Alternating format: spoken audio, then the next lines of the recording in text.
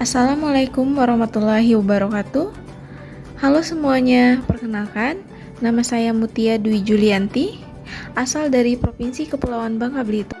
Saat ini, saya sedang bertugas di Satker Kantor Wilayah Badan Pertanahan Nasional Provinsi Kepulauan Bangka Belitung.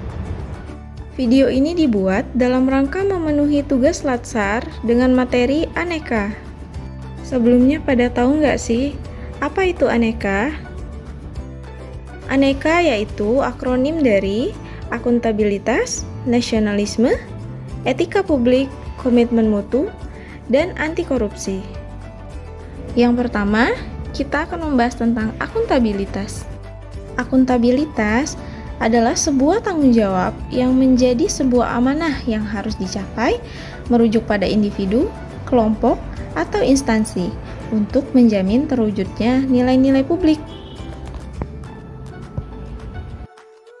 Nilai-nilai publik meliputi 1.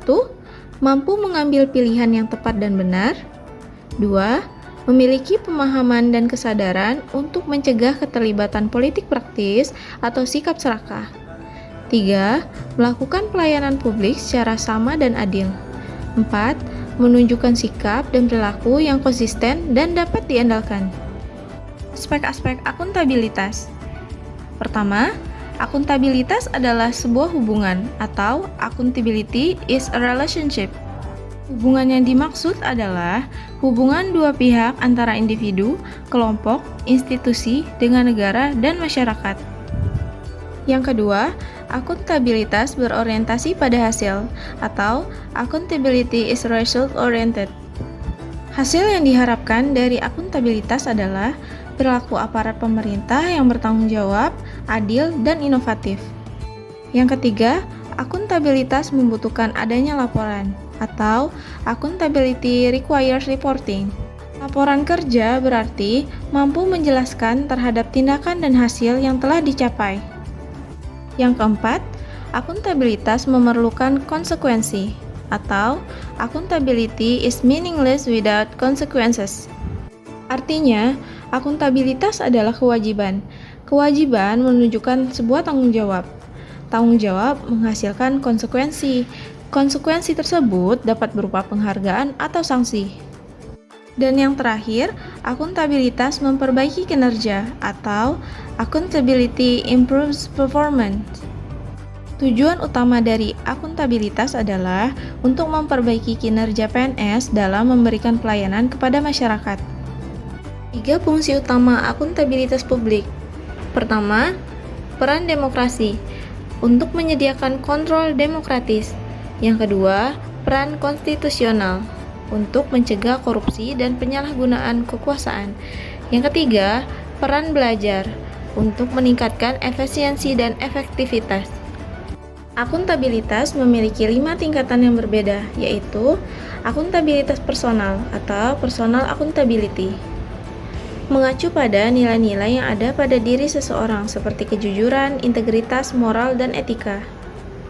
Akuntabilitas individu mengacu pada hubungan antar individu dan lingkungan kerjanya, yaitu PNS dengan instansinya sebagai pemberi kewenangan. Akuntabilitas kelompok. Kinerja sebuah institusi biasanya dilakukan atas kerjasama kelompok. Akuntabilitas organisasi mengacu pada hasil pelaporan kinerja yang telah dicapai, baik pelaporan yang dilakukan oleh individu terhadap organisasi atau institusi maupun kinerja organisasi kepada stakeholder lainnya. Dan yang terakhir, akuntabilitas stakeholder adalah tanggung jawab organisasi pemerintah untuk mewujudkan pelayanan dan kinerja yang adil, responsif, dan bermartabat. Mekanisme akuntabilitas. Setiap organisasi memiliki mekanisme akuntabilitas tersendiri. Dimensi akuntabilitas. Pertama, akuntabilitas kejujuran dan hukum. Akuntabilitas hukum terkait dengan kepatuhan terhadap hukum dan peraturan yang diterapkan. Akuntabilitas proses. Apakah prosedur yang digunakan sudah baik dalam hal kecukupan sistem informasi, akuntansi, dan sistem informasi manajemen, prosedur administrasi. Akuntabilitas program. Akuntabilitas ini dapat memberikan pertimbangan apakah tujuan yang diterapkan dapat tercapai dan apakah ada alternatif program lain yang memberikan hasil maksimal dengan biaya minimal.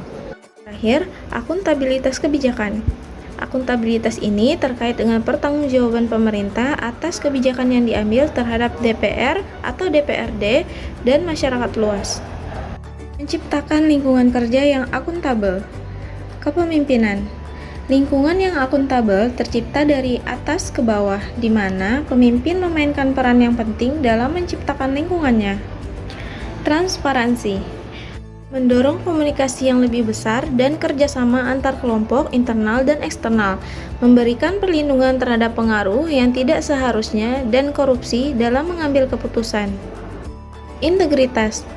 Dengan adanya integritas, menjadikan suatu kewajiban untuk menjunjung tinggi dan mematuhi semua hukum yang berlaku, undang-undang, kontrak, kebijakan, dan peraturan yang berlaku. Tanggung jawab atau responsibilitas.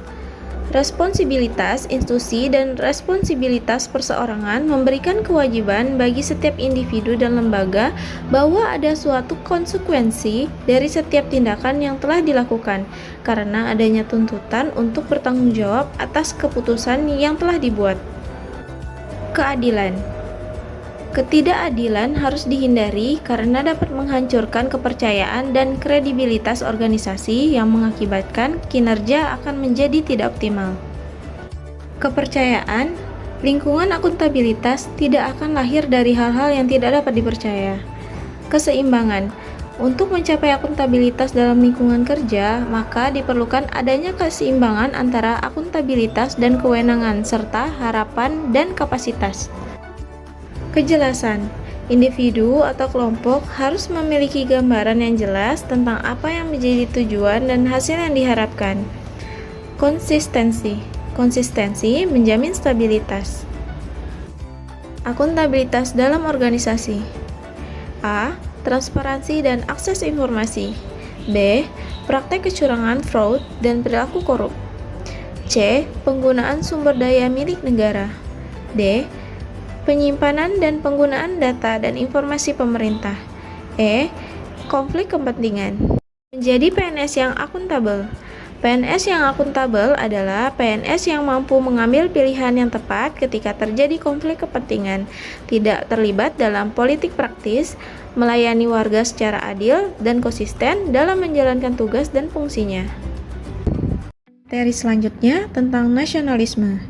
Nasionalisme yaitu suatu pandangan atau sikap politik dari masyarakat suatu bangsa yang mempunyai kesamaan kebudayaan dan wilayah serta kesamaan cita-cita dan tujuan. Dengan demikian, masyarakat suatu bangsa tersebut merasakan adanya kesetiaan dan rasa cinta terhadap tanah air yang mendalam berdasarkan nilai-nilai Pancasila.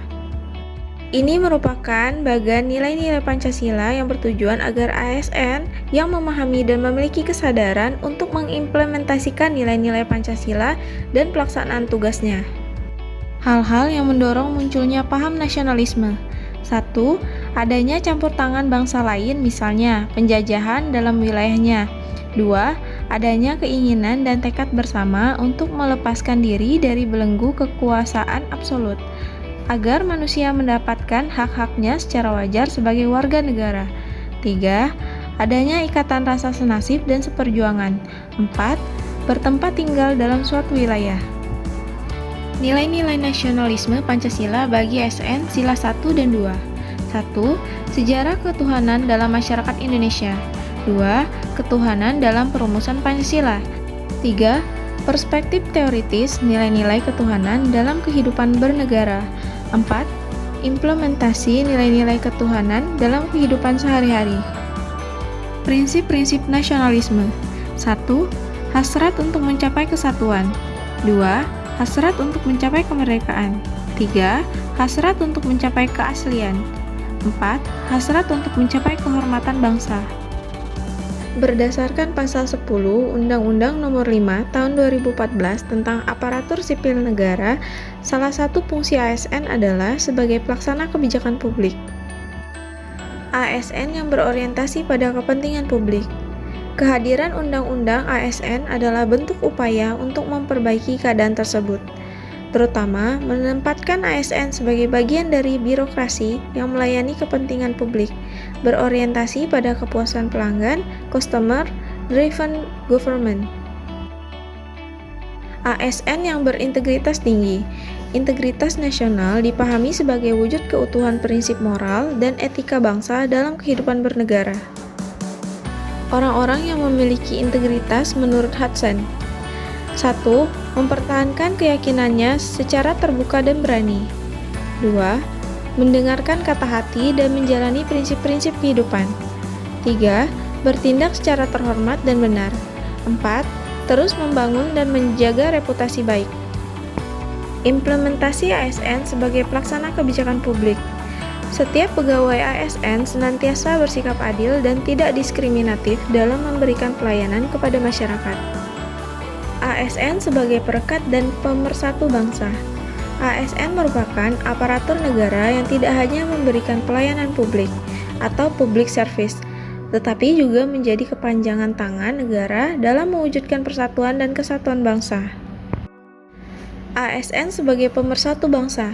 Dalam Undang-Undang Nomor 5 Tahun 2014, Pasal 66 Ayat 1 dan 2 terkait sumpah dan janji ketika diangkat menjadi PNS, di mana dinyatakan bahwa PNS akan senantiasa setia dan taat sepenuhnya pada Pancasila, Undang-Undang Dasar 1945, negara dan pemerintah.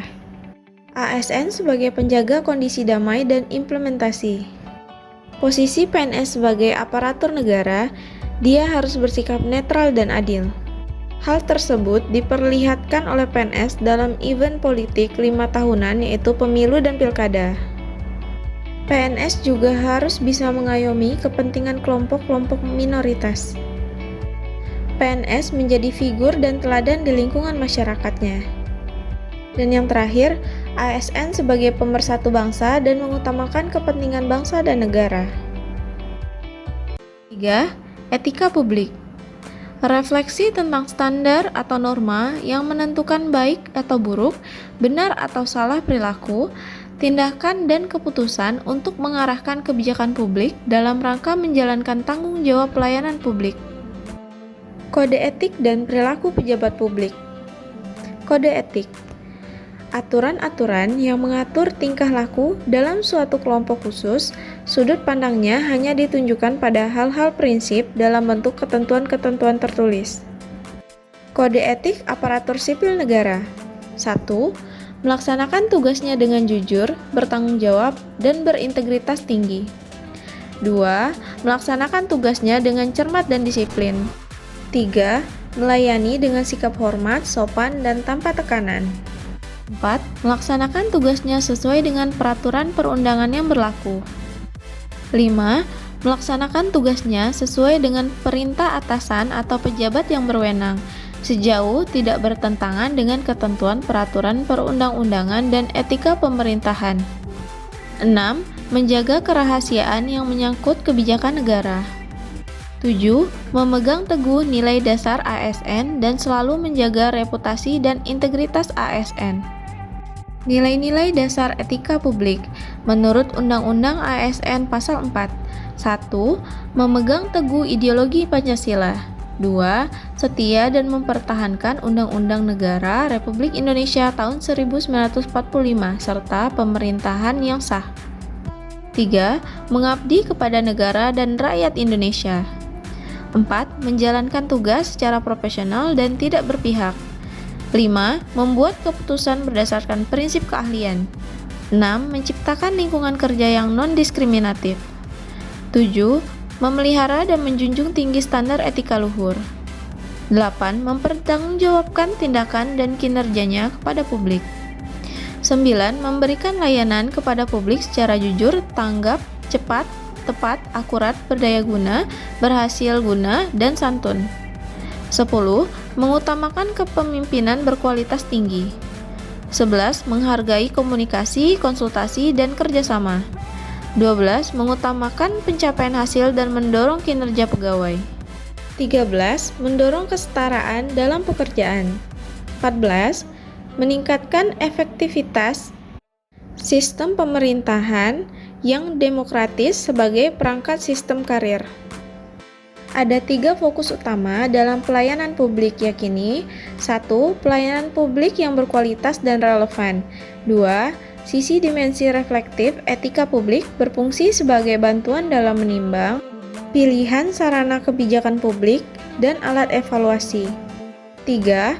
Modalitas etika menjembatani antara norma moral dan tindak faktual. Bentuk-bentuk kode etik dan implikasinya. A.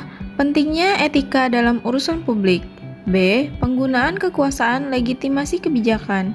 C. Konflik kepentingan.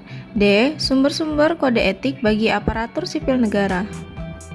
American Society for Public Administration menyebutkan 9 azas sebagai sumber kode etik administrasi publik tahun 1981 sebagai berikut. 1. Pelayanan kepada masyarakat adalah di atas pelayanan kepada diri sendiri. 2. Rakyat adalah daulat dan mereka yang bekerja dalam lembaga pemerintahan, pada akhirnya bertanggung jawab kepada masyarakat. 3. Hukum mengatur semua tindakan dari lembaga pemerintah. 4. Manajemen yang efisien dan efektif adalah dasar bagi administrasi publik. 5. Sistem penilaian kemampuan, kesempatan yang sama, dan azas-azas etikat baik akan didukung, dijalankan, dan dikembangkan. 6. Perlindungan terhadap kepercayaan rakyat adalah hal yang sangat penting. 7. Pelayanan kepada masyarakat menuntut kepekaan khusus dengan ciri-ciri keadilan, keberanian, kejujuran, persamaan, kompetensi, dan kasih sayang. 8. Hati nurani memegang peran penting dalam memilih arah tindakan. 9. Para administrator negara tidak hanya terlibat untuk mencegah hal yang salah, tetapi juga mengusahakan hal yang benar. Berikut ini adalah sebagian dari sumber-sumber kode etik yang telah berkembang dalam sistem administrasi publik sejak kemerdekaan. Implikasi kode etik dalam pelayanan publik. Paham idealisme etik mengatakan bahwa pada dasarnya setiap manusia adalah baik dan suka hal-hal yang baik. Apabila ada orang-orang yang menyimpang dari kebaikan, itu semua karena dia tidak tahu norma untuk bertindak dengan baik atau tidak tahu cara-cara bertindak yang menuju ke arah yang baik. Hal yang diperlukan adalah suatu peringatan dan sentuhan nurani yang terus-menerus untuk menggugah kesadaran moral dan melestarikan nilai-nilai tersebut dalam kehidupan interaksi antar individu. Komitmen mutu merupakan pemahaman konsep mengenai efektivitas, efisiensi, inovasi, dan mutu penyelenggaraan pemerintahan. Konsepsi dasar. 1. Konsep efektivitas. Sejauh mana organisasi dapat mencapai tujuan yang ditetapkan atau berhasil mencapai apapun yang coba dikerjakan. 2. Konsep efisiensi. Efisiensi organisasi ditentukan oleh beberapa banyak bahan baku, uang, dan manusia yang dibutuhkan untuk menghasilkan jumlah keluaran tertentu. 3. Konsep inovasi. Cara utama di mana suatu organisasi beradaptasi terhadap perubahan-perubahan di pasar, teknologi, dan persaingan. 4. Konsep mutu. Suatu kondisi dinamis berkaitan dengan produk, jasa, manusia, proses, dan lingkungan yang sesuai atau bahkan melebihi harapan konsumen atau pengguna. Nilai dasar orientasi mutu. 1. Komitmen pada kepuasan customer. 2. Cepat, tepat, ramah. 3. Melayani dengan hati. 4. Melindungi dan mengayomi. 5. Perbaikan berkelanjutan. A. Manajemen mutu. Manajemen mutu harus dilaksanakan secara terintegrasi dengan melibatkan seluruh komponen organisasi untuk senantiasa melakukan perbaikan mutu agar dapat memuaskan pelanggan. B. Beberapa teknik atau metode perbaikan mutu. Mutu merupakan persepsi penggunaan layanan terhadap kemampuan suatu organisasi dalam menjawab kebutuhan dan harapan pelanggan. 1. Metode Plan Do Check Art (PDCA). Metode ini digunakan untuk membantu organisasi dalam melakukan perbaikan secara terus-menerus. 2. Diagram sebab dan akibat. Diagram sebab dan akibat adalah metode yang digunakan untuk mengidentifikasi berbagai faktor yang menjadi akar permasalahan yang dianggap menjadi kendala dalam mutu. Fishbone diagram dapat diidentifikasi sumber permasalahan yang berasal dari unsur manusia, lingkungan, metode kerja, bahan kerja, dan ukuran atau standar. Nilai-nilai dasar orientasi mutu. A. Manajemen mutu. Mutu merupakan persepsi pengguna layanan terhadap kemampuan suatu organisasi dalam menjawab kebutuhan dan harapan pelanggan. Nilai-nilai dasar orientasi mutu dalam memberikan layanan yang prima. 1. Mengedepankan komitmen terhadap kepuasan customer. 2. Memberikan layanan yang menyentuh hati untuk menjaga dan memelihara agar customer, klien tetap setia. 3. Menghasilkan produk atau jasa yang berkualitas tinggi. 4. Beradaptasi dengan perubahan yang terjadi. 5. Menggunakan pendekatan ilmiah dan inovatif dalam pemecahan masalah dan pengambilan keputusan. 6. Melakukan upaya perbaikan secara berkelanjutan melalui berbagai cara. Berdasarkan Undang-Undang Republik Indonesia Nomor 5 Tahun 2014 tentang Aparatur Sipil Negara, Pasal 4, nilai-nilai dasar ASN sebagai profesi ditetapkan sebagai berikut. 1. Memegang teguh ideologi Pancasila. 2. Setia dan memperhatikan Undang-Undang Dasar Negara Republik Indonesia tahun 1945 serta pemerintahan yang sah. 3. Mengabdi keabsahan negara dan rakyat Indonesia. 4. Menjalankan tugas secara profesional dan tidak berpihak. 5. Membuat keputusan berdasarkan prinsip keadilan. 6. Menciptakan lingkungan kerja yang secara tegas berdasarkan Undang-Undang Republik Indonesia Nomor 5 Tahun 2014 tentang Aparatur Sipil Negara, Pasal 4, nilai-nilai dasar ASN sebagai profesi ditetapkan sebagai berikut. D. Implementasi mutu dan layanan publik. Berdasarkan Undang-Undang Nomor 5 Tahun 2014 tentang ASN Pasal 10, pegawai ASN berfungsi sebagai pelaksana kebijakan publik, pelayan publik, perekat, dan pemersatu bangsa. Selanjutnya, Pasal 11 ditegaskan bahwa pegawai ASN bertugas untuk 1. Melaksanakan kebijakan publik yang dibuat oleh pejabat pembina kepegawaian sesuai dengan ketentuan perundang-undangan.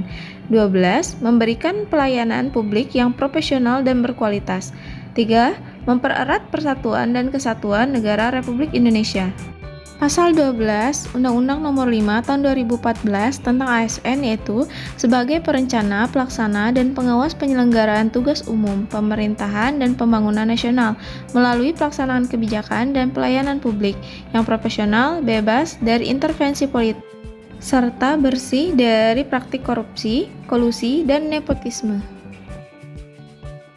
Tanggung jawab mutu. Pada level puncak, memikul tanggung jawab atas mutu layanan institusi secara keseluruhan.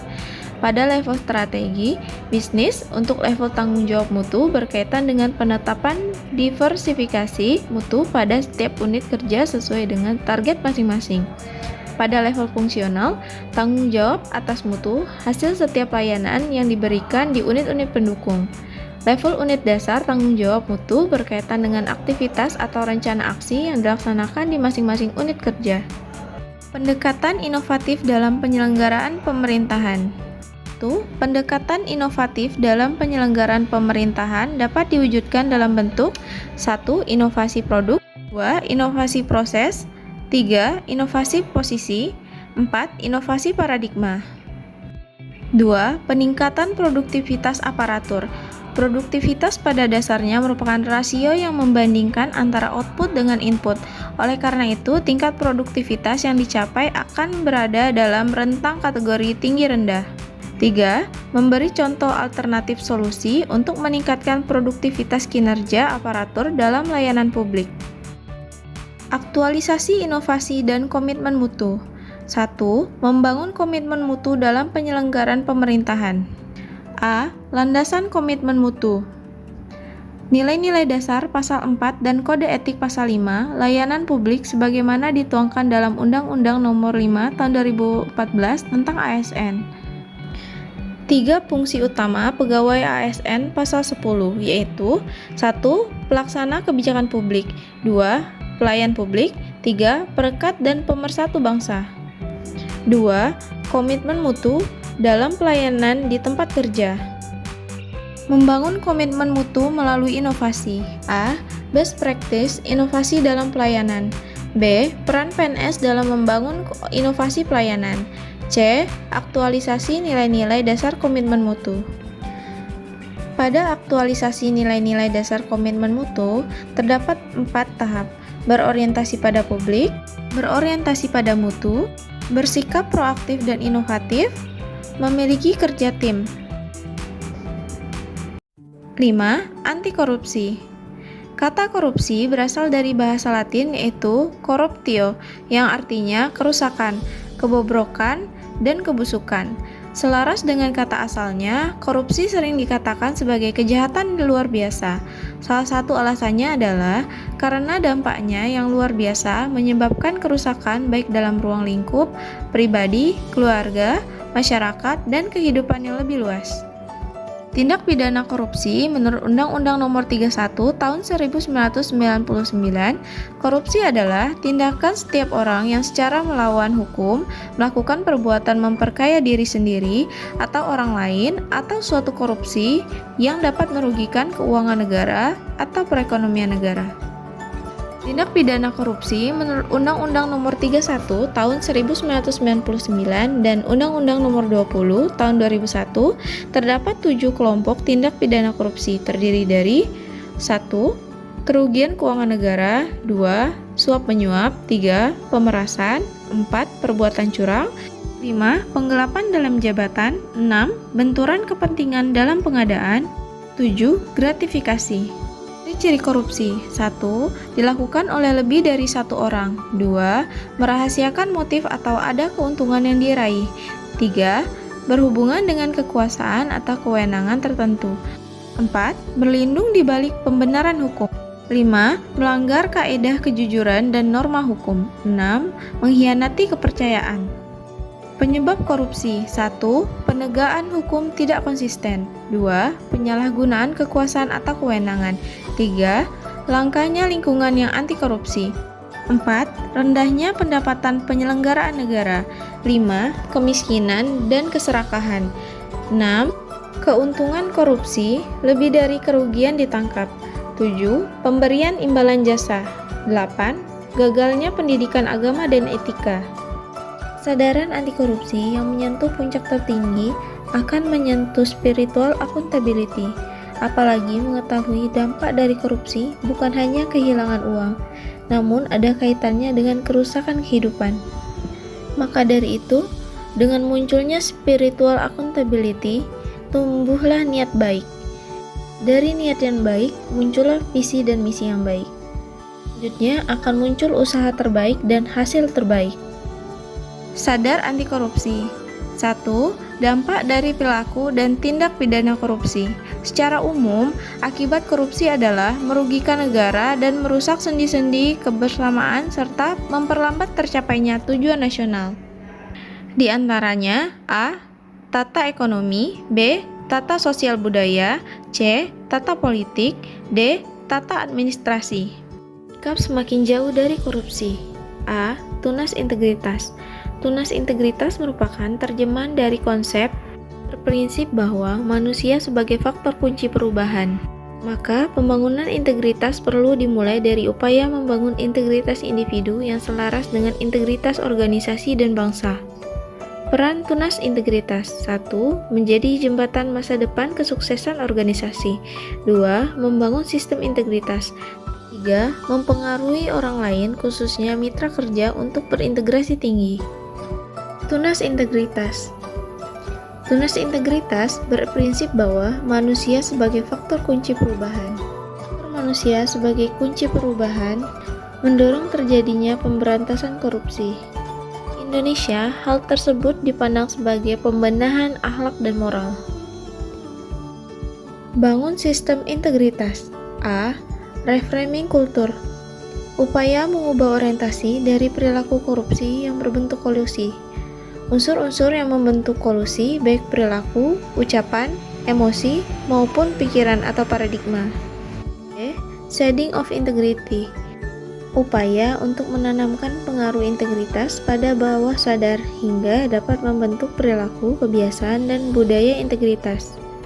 C. Sistem integritas organisasi. Bangsa Indonesia membutuhkan individu-individu yang integritasnya sudah terinternalisasi dengan baik dalam dirinya, serta sistem nilai dan konsekuensinya. Sekian Learning Journal, substansi materi, akuntabilitas, nasionalisme, etika publik, komitmen mutu, dan anti korupsi. Mohon maaf jika di dalam video ini terdapat banyak kesalahan dan kekurangan. Akhir kata, saya mengucapkan terima kasih. Wassalamualaikum warahmatullahi wabarakatuh.